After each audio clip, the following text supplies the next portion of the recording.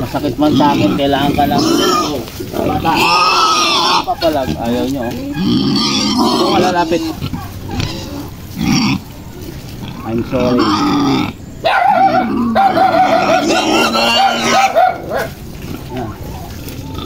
Binenta ko na po siya.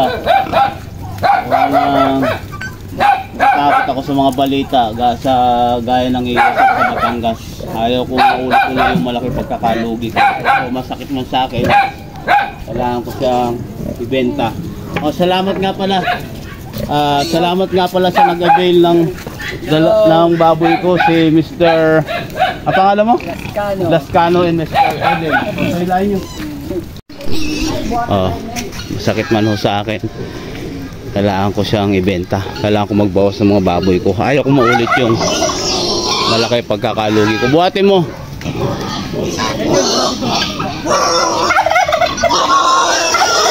Angat mo, buhatin mo, boy. Buhatin mo na kung ayaw niya talaga. Buhatin mo. Yung tiyan niya. Yung tiyan niya, angat mo. Yung tiyan. Hindi, angat nyo.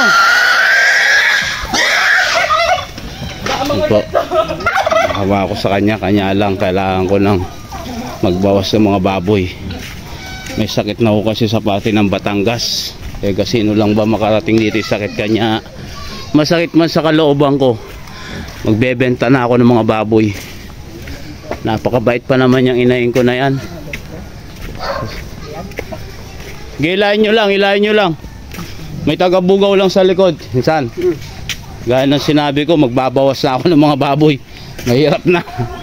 Ayaw ko na maulit yung malaki pagkakalugi ko. Doon ka sa likod niya.